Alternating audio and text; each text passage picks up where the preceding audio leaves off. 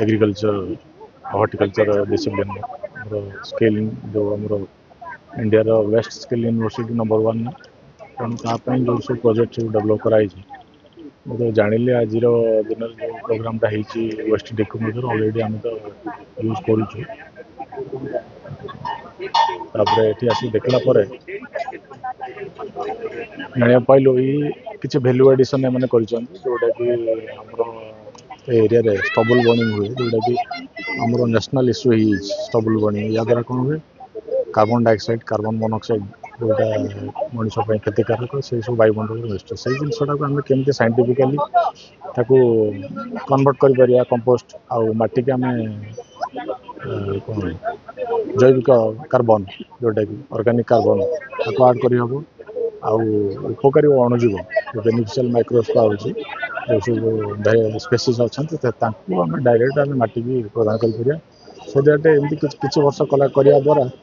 माटीटा उर्वर हो lung term रे कम आसवा आम केमिकल फर्टिलाइजर कम कर तेणु यहाँ बहुत शिक्षणीय थिला आज जो सब्जेक्ट थिला ट्राइकोडर्मा यूज करके आम केमी माटी प्रयोग कर तार बेनिफिट फंजीसाइड सहित आम मिसेक प्रयोग कर प्रयोग विधि भी आलोचना कराला चाषी निजे डेमोन्स्ट्रेशन पार्टिसिपेट कले आगामी दिन में आम आशा करुचु यह ही मुख्य स्रोत को आसो जैविक मेथड रे केमती आम चाषी चाष कर वायुमंडल तथा माटी को प्रदूषण मुक्त आप देखो आम कौन कर बर्तमान आम धान बा जेको फसल उत्पादन अधिक करने आम रासायनिक विष बा रासायनिक सार व्यवहार करुँ असुविधा कौन हो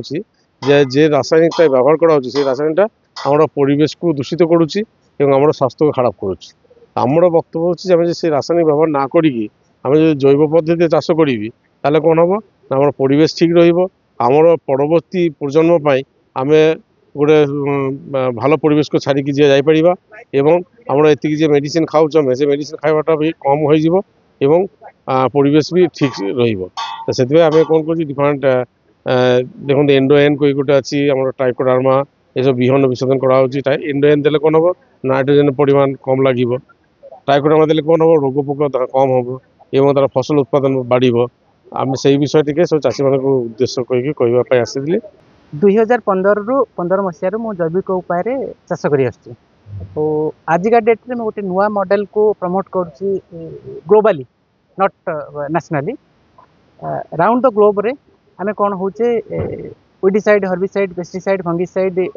नेमाटोसाइड खाई आमे असुस्थ हो गले ता एगेन्स्ट मोर लड़ाई जे कैंसर केमती हेनी डायबिटीज केमती हेनी बीपी केमती हेनी से मो फार्म रे 900 भेराइटी पाखापाखि देसी बिहन अच्छी हाइब्रिड नुहे कि जीएम नुहे ताकू मु जैविक उपाय चाष करछि आउ से मेथडटा है 5G farming 5G farming method रे जो प्रणाली चाष करछि एतरे आपन को इनपुट एग्रीकल्चर इनपुट खर्च कम आसीबो अमल भल आसीबो और तार इंटरनेशनल मार्केट रे चाहिदा भल रहबो मो पाखरे आरोमेटिक राइस अच्छी बायोफोर्टिफाइड राइस अच्छी लो जीआई राइस अच्छी अल्ट्रा लो जीआई राइस अच्छी मेडिसिनल राइस अच्छी ऑर्नामेंटल राइस अच्छी जोड़ाक सोशल इंपैक्ट तार बहुत अच्छी आज जो प्रोग्राम टी है से national rice research institute Cuttack आउ लैंड रेसर कोलाबोरेशन होती आम चाषी मान को आमर नेशनल राइस रिसर्च इंस्टीट्यूट रो डिफरेंट साइंटिस्ट आसते चाषी मान को से ट्रेनिंग देले जे without chemical synthetic fertiliser use न करिकी आम जैविक उपाय केमती कर भल अमल पाइबा तार इंटरनेशनल मार्केट रे भल पैसा रहिबो आ से मूल मंत्र है माटी बंचेबा पानी बंचेबा पवन बंचेबा।